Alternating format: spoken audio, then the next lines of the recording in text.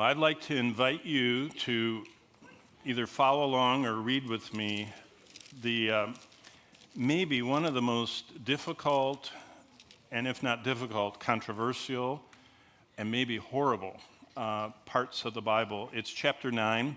That's where we are, 9 and 10. 10 is the shortest chapter of Revelation, and 9 is the darkest, horrible chapter. It says in verse 1, the fifth angel sounded. Now remember, you guys, it should start being that you see Revelation, you're starting to see it because you know the framework, you know the 7 parts, and now you know that the throne of God and the altar of God and all the prayers and the bowls and the 7 angels that always face God, those 7 are coming one at a time with a trumpet. And we're on the 5th one.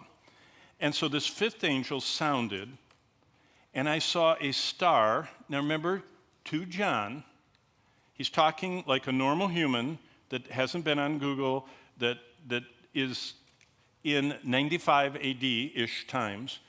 And anything that's bright in the sky is a star.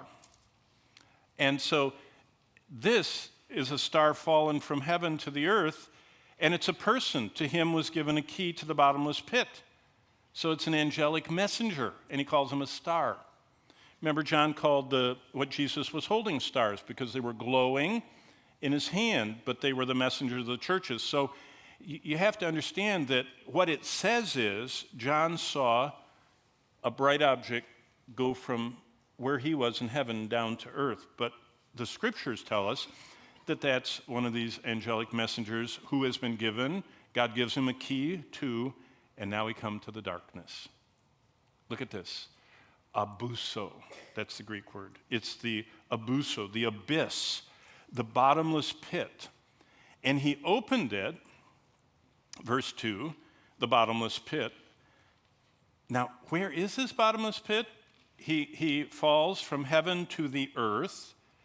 So think about this. God is telling us, John is up by his throne, the throne of God. He's looking down at the earth. This star, which is a person, an angel, an angelic messenger with the key, goes to earth. He goes to some spot on earth. He has a key. He opens a door none of us have ever seen and opens it, and look what happens. Out of the pit, verse 2, smoke of a great furnace, so the sun and the air were darkened because of the smoke of the pit. Now, do you remember what's already happened in chapter 8? The vegetation, the trees and the grasses burn, the oceans are struck, and all the water. So everybody is dying without water until they find some. And there's been this huge shaking of the heavens at the 4th trumpet, and now I can just see people going, oh no. Let's see, I wrote this.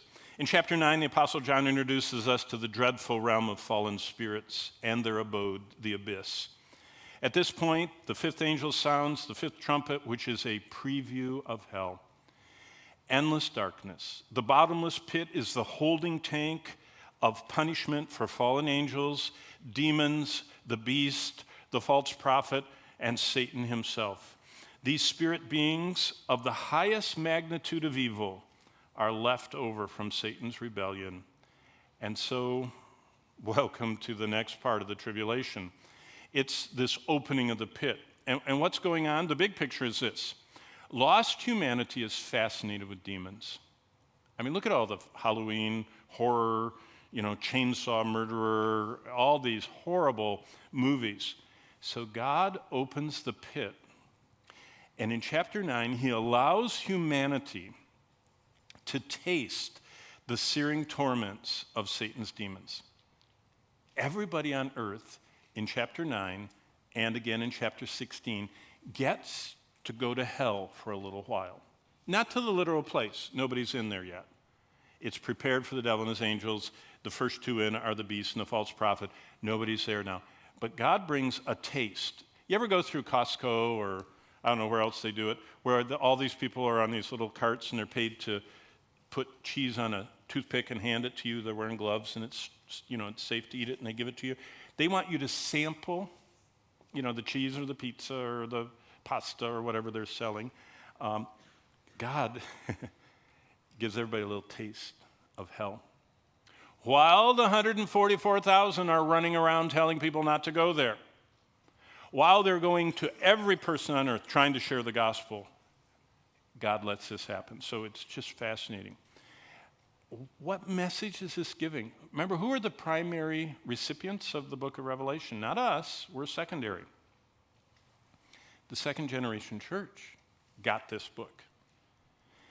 They were living in a world immersed in the occult. Every city had temples to the false gods. Paul said every temple is the abode of these demons. All those idols, all the museums you go to that has Mars and Venus, all these Greek and Roman gods, Jupiter and Aphrodite and Apollo and everybody, those are all demon magnets. So everywhere you went in the second century church, they were living around demon shrines that were known as Greek temples. So they lived around the occult. And you know what this chapter is about? Jesus is all you need to live for God in a demonized world, no matter how bad it gets, no matter how strong they are.